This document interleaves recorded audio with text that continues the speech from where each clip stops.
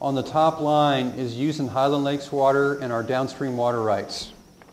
LCRA owns about 630,000 acre-feet of downstream water rights that are called run-of-river rights. And that means when the water is available during a drought, that you can, if water is not available during a drought, it's not then available to us. So it's not as firm as the water you might find in our lakes. That first line across there, it's about $3 to $5 million to develop that water supply. But in that third column over, it's not meeting our goal of providing water out to 2100.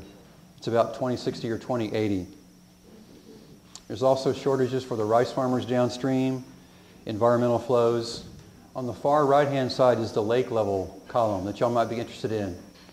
We're taking a look at how different supply strategies and future demands could impact our lakes as well.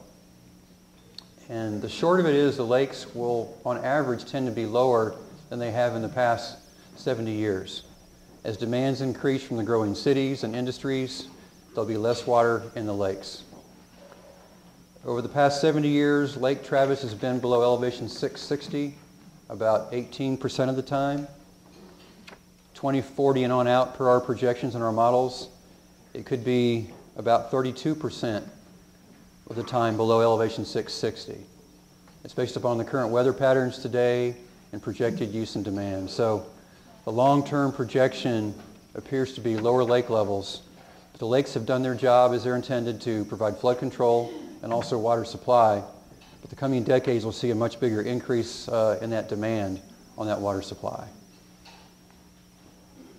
If you look down to the second option there, which is an enhanced conservation program, that's a very aggressive conservation program to change water use in the home, in business, and also on the lawns and landscapes.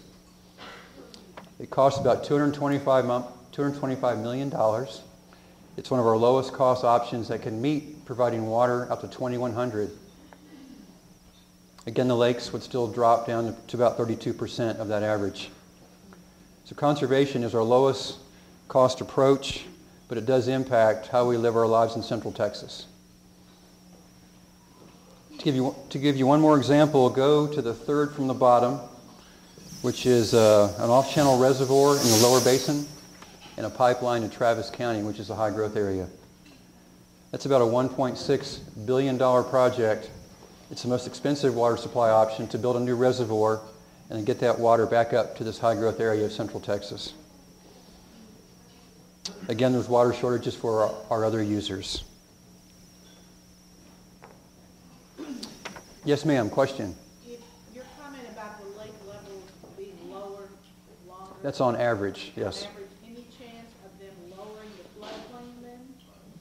The floodplain would still not lower because lake levels will not be down all the time. Just during times of drier periods, they will drop and then come back up. So the lake could be full and then a flood comes. And so you need to have the 722 to protect property and life. Yes? The question is, will Lake Austin be drained this year? And the answer is no. It will not be drained this year. Any other questions?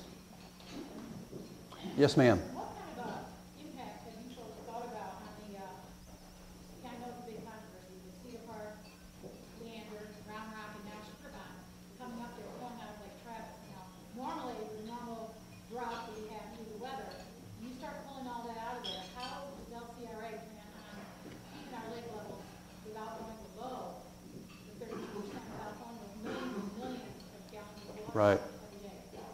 The question is, how will we deal with more withdrawals of water from the lakes for Cedar Park, Round Rock, and the new Schlitterbahn is proposed? And to put it in perspective, Lake Travis holds about a little over 1 million acre-feet of water, which is billions of gallons. Cedar Park, Round Rock's around, I think, 25,000 acre-feet is their contract. So that contract is big, but it's nowhere near the size of the Lake Travis storage volume. So it's a small percentage of our lake.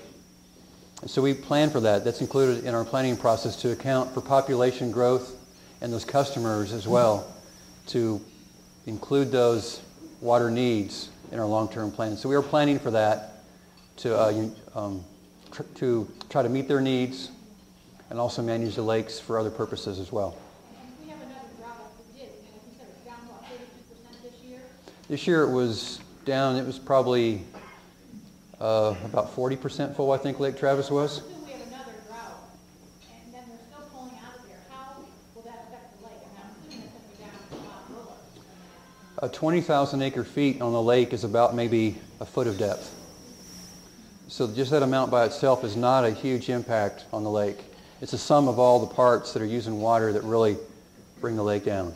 And last summer, rice farming was going strong. The price of rice is very high. So it's like the perfect storm last summer. A high price of rice, a whole lot of acreage, no rain down there, no rain up here. And that was what caused the lakes to really subside. Yes, ma'am.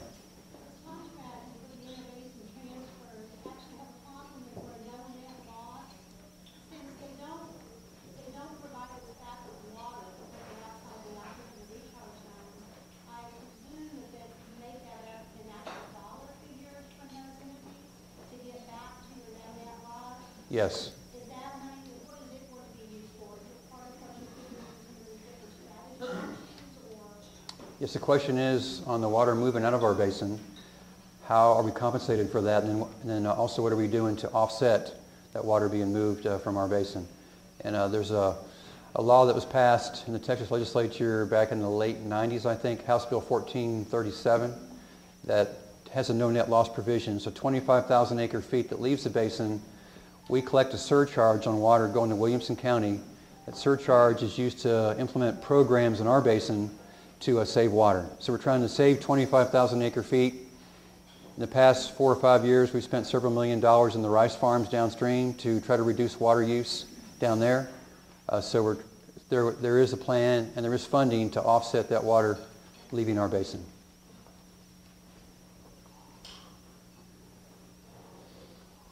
So on this page of strategies, to wrap this up, there are many more strategies possible.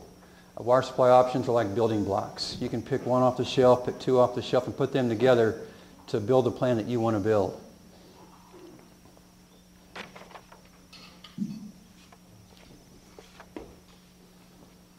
So kind of in summary here, our goal is to meet the firm water demands out to 2100 for cities and power plants and industry. Also to manage the cost and rates so water is not exorbitant in price. And also be consistent with the 2008 values on trying to protect the environment and clean water and also available water. So that's the goal of our plan. And our suggested planning approach to do that is to rely in the near term on our two existing supplies. One in the Highland Lakes, and then two is the downstream water rights.